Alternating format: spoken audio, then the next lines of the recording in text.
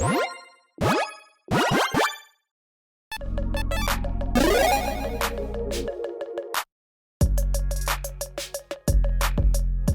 everyone, Mitch coming in for the Commander's Core studio with Eddie! Yeah! It's been a little while, but we are right on point right now. We got it. We had our pizza. Mm-hmm. We didn't have our driveway drinks. You know, As you do. as you do. It would have been a more interesting episode. Would have been a more we had interesting couple episode. before we started, but We were making jokes about driveway drinks on the way into the episode, but we did not do that. nope. Okay, so what are we going to be talking about other than driveway drinks, which is definitely a thing, Yeah. and then pizza? What are we talking about in this episode? We're gonna be. You know how some people like olives on pizza? Yes, I do. We're talking about saffron olives. Oh, on pizza. No, that would be an interesting scene. But no. Do you think Saffron Olive likes pizza? Who doesn't like pizza? Do you think Saffron Olive likes olives? Ooh, that's probably a question he's been asked so many times that he just rolls his eyes. I would guess. I mean, yeah. I guess this is an assumption. I shouldn't assume if Seth, better known as Saffron Olive, likes olives, but Yeah, probably with a bit of saffron sprinkled on. Oh, there you Presumably that's where it came from. I would assume. Yeah, There yeah. you go. Okay, so that's what we're discussing. Yeah, so Pizza. Saffron Olive had an interesting tweet the other day. It basically says, I'm very much in the camp that Commander has outgrown Rule Zero. It's great for individual playgroups, but Commander isn't just about playgroups anymore. Now, I think it's mostly used by people in power to avoid having to make potentially unpopular decisions and manage the format. It's a very interesting. It's an interesting tweet, interesting perspective, and something that I think has come up every now and then, just on Commander being a format that is unique compared to literally every other format in any other game of all time. It seems like. Yeah, it's definitely got a unique structure where, Wizards of the Coast exists over here and is printing the cards, and then there's a format that wasn't even made by them, managed by a group of third-party, players that cropped up and became more popular than anything Wizards of the Coast had ever created themselves. Ironically. And now we've are kind of, as players, kind of are squeezed between these two entities, one who like prints the cards, the other one who is like purportedly kind of managing the format, and they're both kind of impacting our play experience, and how they do that affects us. And so one of the main ways that happens is, as Saffron Olive Seth mentions here, is the Rule Zero conversation, and how there's a hesitance from the people in power to manage the format and make potentially unpopular decisions. Yeah. Being able to kind of lean on Rule Zero a little bit and saying like, hey, if you don't like something, just Rule Zero it. Like, talk to your play group and just say like, okay, we'll have house rules. We won't play with that card. We'll have like our own house ban list. And that can go so far in a way, but again, when you're talking about like LGSs and like, and especially with just some of the cards getting printed over the past couple of years, it seems like Wizards might be taking advantage a little bit of knowing that they have, I think you said earlier, like when we were discussing this, like a green card. They have just like, we can print whatever we want at this point because like the flack's not going to come back on us because, oh, we printed something too powerful or too aggressive or too mean in a way, and if it's not banned, it's not their fault. They've kind of got a scapegoat. They've got a scapegoat a little bit when it comes to that, and then the rules committee has a scapegoat on top of that, which is called Rule Zero. So it's like scapegoat. It's like a where's double the accountability? It's a double scapegoat layer essentially, where like when it comes to other formats, though, like again, if they printed something that was just breaking standard, the buck stops with them. Like the people who are playing the format who are upset about that are going to contact them and be like, hey, no.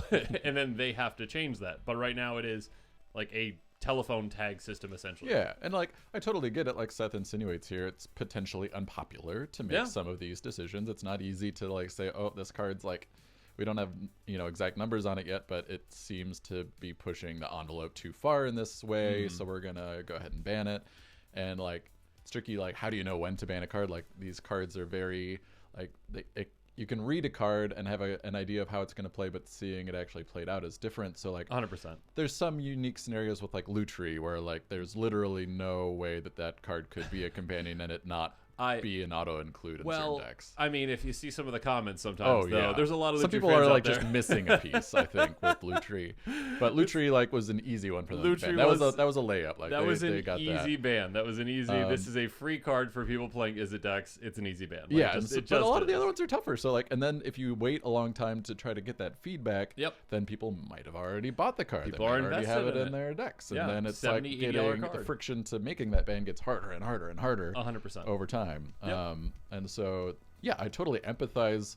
Like none of these are easy positions to be in. And we're not trying to say that doesn't abdicate the responsibility you have to try to curate the format. And I think they're trying. Certainly.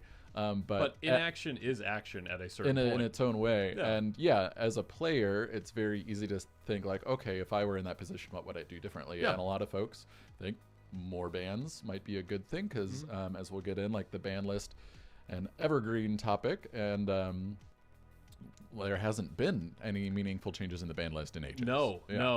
Let's quickly. We're gonna jump out of order right now just because you said that. So I blame you right now for the editing. That of is tradition. Rule 0 discussion document on Moxfield. There we go. Okay, the most recent ban, and actually everyone in the comments below. It depends on how I edit this. So I already put this up. Everyone in the comments below, just try to guess what the most recent ban was. Okay, like when it was, what the card was. Just try to think. I was actually off. I was thinking it was another one. I think it was around the same time, but anyways. Golos, my dear Golos. Tyler Pilgrim was banned. Probably deserved it. Maybe. I mean, he's a little bit like Prophet at Kruvix, where like he wasn't entirely overpowered. Like it wasn't played in CDH decks like to win the game at the highest level. But it was so common. It was just like everywhere. Oh, you're playing 5 colors and Golos is fine. It's hard. It's harder to pick a commander other than Golos to play because it's very good. I mean, I personally, if I was in charge, I wouldn't have banned it because I love the card. And you can do some really interesting and fun things with it. But they banned it because they don't like 5-color good stuff. I think they literally said that they don't like 5-color good stuff. They just don't like it. Yeah, and I'm, it's 3 years removed. That was back in 2021 for those people in the comments. Yeah, September 13th, 2021. Thank you. I missed that part. And so it's been 3 years. And, like, I think in the aftermath of the Golos banning, like, Kenrith is popular, sure. He's probably the next on the throne because he's, they're just going to keep banning every single 5-color commander that's popular. But he hasn't really, like, fully taken on the mantle of Golos. Like, there aren't as many Kenrith decks as there were Golos Yeah, Kenny, decks. I think Golos was the most popular commander for a bit, and then I think now it's like a Traxa. Yeah, I think Kenny's, like, in the top 5, but not quite number 1. Yeah. So the rules committee did their job. They said that we don't want 5-color good stuff. And like, sure, there was some controversy and like, bad feels right away, but it really wasn't that unpopular in my recollection. No, I don't feel like there wasn't, Yeah, which there wasn't people with pitchforks running around. I guess Wizard's office wouldn't help you because that's not who manages the probably format. Not. Yeah. But it's one of those where like, if I was in the rules committee's shoes, I would say like, okay, we banned Golos. That like honestly went pretty well. Yeah. Like, banning an incredibly uber popular card can be done, and 100%. if it's for the good of the format, like people will understand. Yep. And again, as a former Golos player, it's fine. Again, if I still want to play Golos, I can ask a group first if I want to play it. Yeah. So that's kind of with the Rule 0 thing, though, where there is that kind of slippery slope with it, where again, like oh, if that works for that, then that can also just work for everything. The other bands. Everything, like literally everything. Okay, so going back. Yes. So with this kind of discussion about, like, again, nothing changing, I'm just going to pull up the April 2024 quarterly update, which is exactly what we seem to see every single update. First, like, 10 words are the exact same each time. Cards, no changes. Rules, no changes. Document updates, I guess. First 6 words. Then it's more like, fluffy, like, news articles stuff. Nothing that, like, impacts the game. No, exactly. So, and that's completely fine that, you have, like, again, like, other updates and stuff like that. But I guess I'm not going to say like a real format, but like a format that is, again, like a tournament style format. Like, you have to be more accountable, I feel like, when it comes to like actual changes or inactions on formats. Like when it comes to like things getting banned and restricted and whatever, when it comes to other formats with Magic, you have like paragraphs, like so many things about like, okay, we just chose to ban this, we chose not to ban this, we chose to ban this, chose not to ban this. It is different when it comes to tournaments and things switching in and out with a format like Standard, but like with Commander, you still don't get like hey, like we have this information on Dockside Extortionist or whatever, like it's seeing this much play, this many play groups, we did this kind of a survey, we sent out a survey to Commander players with this many people responded. When it comes to like the actual like nitty gritty, like nuts and bolts of like how they're making decisions, like there's not a lot of transparency in that. And I think it's a tough place to be in, like just to play advocate for both sides here. Like, we don't have very good numbers. I don't know that Wizards has very good numbers on like the play rate of certain cards. Like, I mean, our best reference is EDH Rec. EDH Rec, like, and also like they purportedly Commander is a social format above being a competitive format, and that's like the rules committee's perspective on it. Obviously, there's a myriad of communities that make competition front and center and things like that, but they don't want to lean on bans just for the sake of a card's power level necessarily. And I think like these are the reasons that would be offered for like why we don't see any changes, I guess. And I think as the original tweet from Saffron Olive gets around to, like, I get it, but like there's definitely been cards that you could easily rattle off 20 cards that we hear all the time, like, why isn't this card banned? And I think the answer is like, we don't have a great reason. There's plenty of other cards that are banned that create similar experiences, and that it should probably, if we're banning for that reason and this card is banned, then clearly this other card should be banned. 100%. There is, I mean, there's a downside of that where it's a slippery slope to it, but also like, there a bit of consistency could be helpful, especially for players just coming into the format and being like, why can I play Soul Ring, but like all their fast mana is like banned? Like Mana Crypt and Soul Ring. Like, I think, that's a whole episode unto itself. I mean, Soul Ring can never be banned because it's in every single precon. It's every precon. If they banned it, then people who played precons would just be playing with banned decks, and Wizards would be very upset about that. So I'm not saying that Wizards has any influence on the rules committee, but I'm sure they have some say when it comes to that kind of stuff. Yeah, and I think that's what Seth is kind of getting around to on that original tweet, is like, it only goes so far. Like, obviously, like, we've heard the discussion that a lot of the ban list right now is, signpost bannings. So like, this card represents stacks. This card represents fast mana. This is the things we don't want you to do. Weird rules. Things. We'll try to find an example on this really quick, because they do. This is another thing that they did recently, which is helpful. They have a ban list, like explanations that they worked on. On this. So if you pull up, what's the stacks card real quick that is actually banned? Balance is not too great. Okay. Balance isn't really, I guess, very effective catch-up strategy, mechanically very, slow go long games, low density.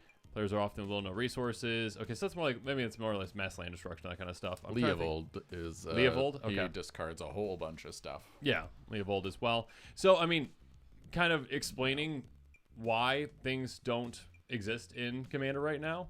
But also, again, when you do have like those like signpost ones, are like, well, this is like representative of other ones. Like, where are the Mox, actually? Yeah, there's a whole bunch of those. Mox Emerald were originally banned for poor optics. What does poor optics mean? What does poor optics mean? Explain poor optics, please. Rather than power level. While they're fairly powerful, they're very powerful. What do you mean fairly powerful? Its effect perceived barrier to entry really posed a problem because players watching casual games passing could reasonably assume the $100,000 power 9. Oh, okay, so that's poor optics because of... But like, if you're gonna say that's basically you're banning it because of price, then right. So then where's the limit? Then where's the limit on price? Like, why is it? I also like how it's perceived. It's like pretend barrier. No, that's a real barrier. That's a barrier. Okay, so then why aren't the alpha duels banned then? That's the exact same thing. That is perceived barrier to entry. Like, for sure. You can't say like things are in one way but not the other. Like versus. So I do appreciate that they are kind of putting out these explanations, but like, I don't buy. I think it then begets the question: if this, then why not that? Exactly. And so that's a lot of the discontent that folks have. Yeah, and then I think that, but then the argument is just shut down immediately with, well, rule 0, the things you don't like, essentially. So like, I think again, if you are gonna ban the Mox, you need to ban Soul Ring, like kind of thing. Like essentially, you can't have it one way but not the other. I don't know. I think with this, it is just an interesting discussion to think that. I wouldn't want that job. I don't know who'd want that job. I don't know how you would actually find, again, like outside of being able to get a bunch of data on Commander essentially and making those kinds of decisions. Like EDH Rec is our best current, resource that comes to that. Like, could you, let me really quick, just go on EDH Rec, go onto their Salt score real quick. Saltiest cards. Like, would you if they banned, let's just say they banned the top 100 Winter Orb Stasis. No, I'm just saying that the top 100, the top 100 saltiest cards from last year. If they banned every single one, would there be problems? I mean, there would be problems, right? Because shaking things up, but like there would. But like, where's the cards that actually make people upset that they were banned? Smothering Tithe, Rhystic Study, Soul Ring. Yeah, I mean, Soul Ring's not in there, I don't think. Yeah, and this like just kind of goes to show like it's a tough call, because like if you ban the top 100 cards that are saltiest, then what do you do next year when there's 100 new saltier cards? You see where it leveled out and see what happened, and then just see how it goes. And then like the other thing is a lot of these can be manipulated. Like you could just have a script, or like hire a bunch of people to go fill out the salt surveys. I don't disagree, but you do it right now. You do it right now before people know that's how you're doing it. Like you do it right now. So like you do it right now. Like I mean, I'm just scrolling through right now. I don't see any right now that I'd be that upset were be banned. But personally, again, I'm a budget player, so I'm not playing with Cyclonic Rift. Yep. Outside of people losing out on money, all right. Like, are there things that you could argue? Could you argue why Cyclonic Rift should be able to stay? Like, compared to other Wraths, it is just much better than Fast Wraths. I think that's totally fair. Smothering Tithe, Rhystic Study. Like, are there anything? Is anyone going to miss any of these cards? Yes. I think let's jump over to the philosophy of Commander document. Sure, before I ban every single card that's top 100 nobody can play everything. Oh, Jewel Lotus. Yeah, World Fire. Yeah, reban World Fire. No, it's certainly like the I think that's the downside, is if you do start to extend the same logic for the current ban list cards to other cards, the ban list will expand dramatically. Yep. And maybe that's not what needs to happen. I mean, it's called managing a format, I guess. Yeah. You know? No, so I guess to balance things, the philosophy of Commander, this is one that they mentioned in that April quarterly update. If we scroll down to like the stable. I'm already on it. You got it. You gave me a heads up on that. I did. So I think this would be their argument, is like, they want to minimize changes that require players to actively maintain their decks, that they're not doing so for the purpose of defining a meta game or being reactionary. Sure. And like, this is an easy argument to fall back on. Is that like, no change is good change. And that, if someone quit 4 years ago and they come back and want to start to play the game, but then find out 10 cards in their deck are banned, like they might just not come back. There's a lot of different downstream impacts to bannings that they are hesitant to do in pursuit of a stable format. Okay. I think even using that argument, there's a lot of arguments on the other side. Like, okay, well, what about the brand new Commander player who has like a precon and like might not know, like certainly doesn't know about Rule Zero. Yeah. But then is like playing against people randomly and like gets put up against Turgid or Mana Crypt, or like just has a terrible experience.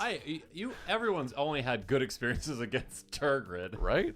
Yeah. And I think like some of it, like the Golos thing. Golos was a card that was played a lot, and people didn't have the restraint to not play it. Turgid, most people, like even that build Turgid, play it once and they're like, wow, that was awful, and then they never build it again.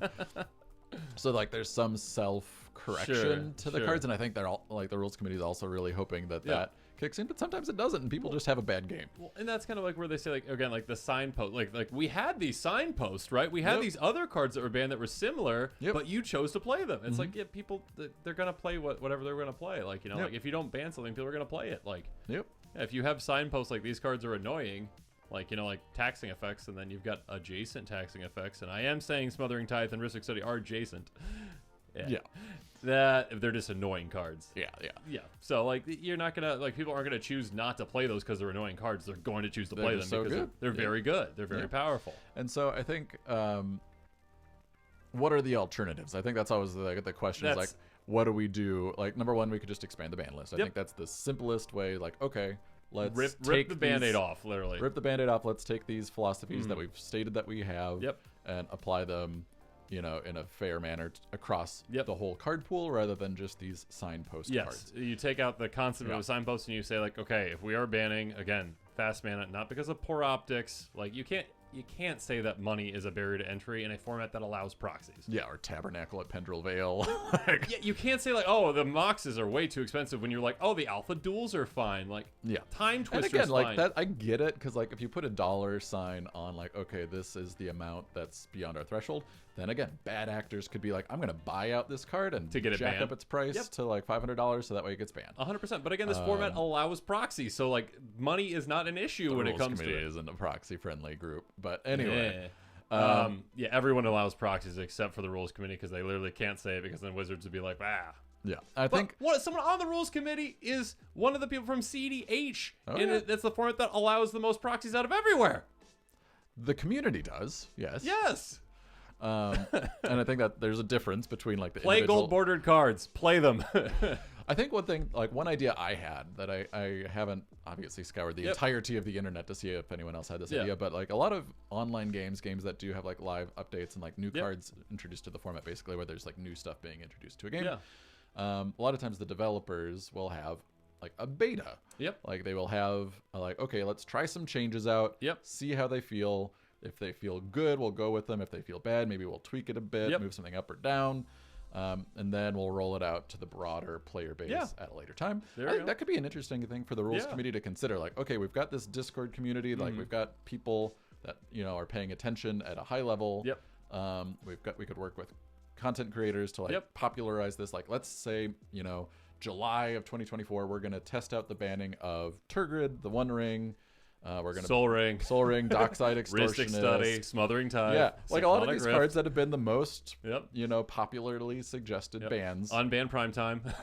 Yeah, I mean for real, like yeah. absolutely. Let's try these things out, and then we'll do it for a month. We'll have like a forum where people can post gameplay, post Good, their bad. feedback, and like say like were your games better with these changes? Which ones were good? Which ones didn't you like? And then we have like ways to get some feedback first, community buy-in, and then like with the results, you have some data, you can make more informed choices. I like this concept. I'm saying, building on that, do like a beta command fest, where you are doing with those changes, like with these rules updates, everyone's aware of them before like going to the event. Maybe there's like a special section of the venue that's or like, here's our beta. You can try it all out. You can get your like your game streamed or whatever, and you can kind of see the differences on that essentially. So yeah, I mean, I think.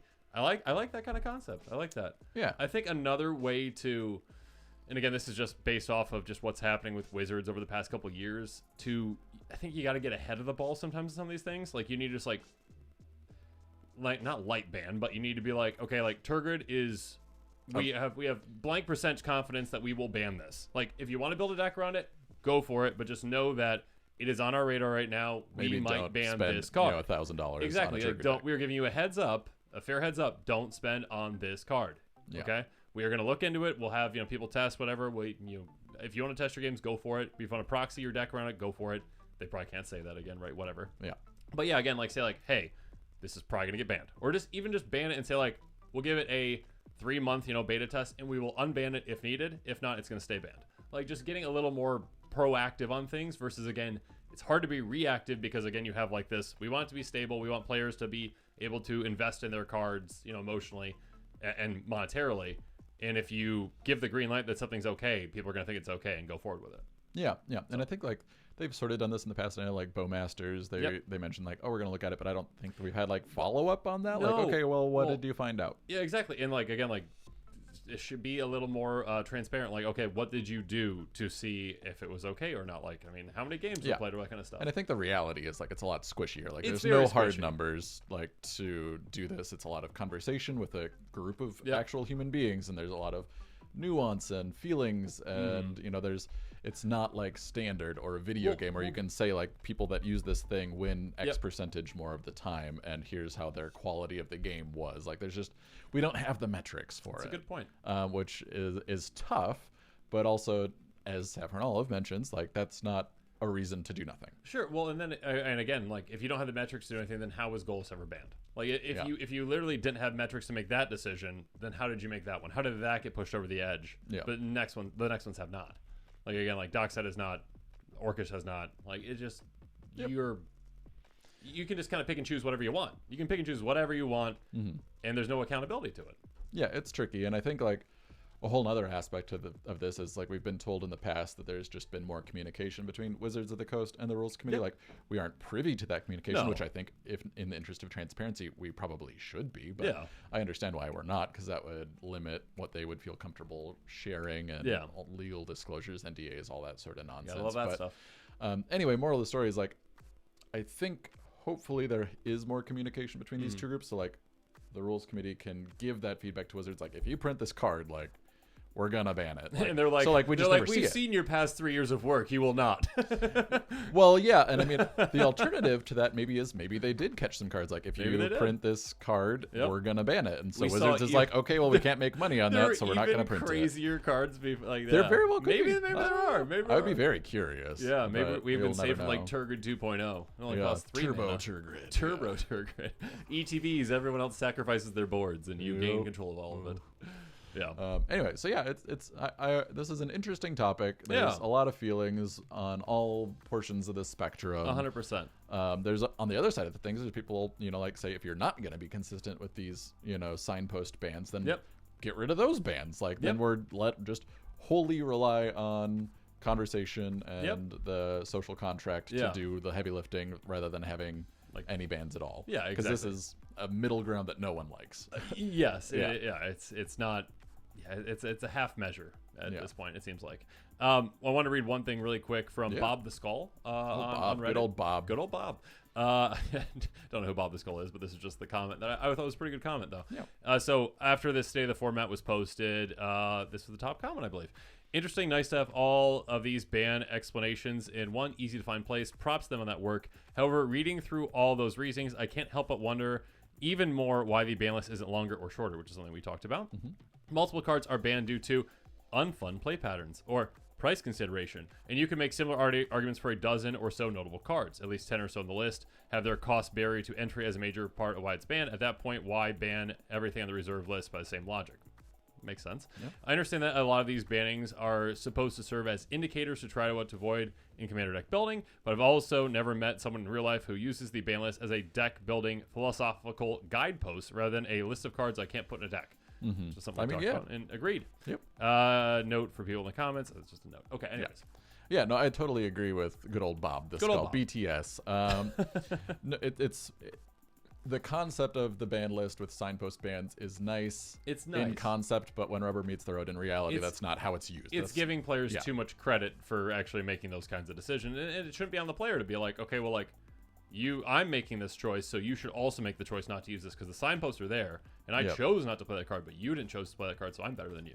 Yeah. It's. I think it's just not how you need to when you're building something, whether it's a gadget or a game format or whatever it is. You need to understand how your users are actually using the thing, and if you're designing it for yourself as the rules committee on how you would like something to be used, but that's not how the users actually use it, that's not good design. No. You need to actually build something that is being used in a practical way for the end user, not in some idealized version of it. What is best for the majority of Commander players essentially at this point? Versus I think there's ways to do that. Like I hopefully we've given some ideas on ways they can do that. I don't think there is a perfect solution to this. There just isn't. There's just so many people that play Commander that you're not going to be able to please everyone. Except for, again, when I said earlier, this would just solve it all. Right now, ban every single card in the 100 saltiest cards last year. So there you go. Various protection, gone. Rule of law, gone. Notion thief, gone. What else? Yuriko, just gone.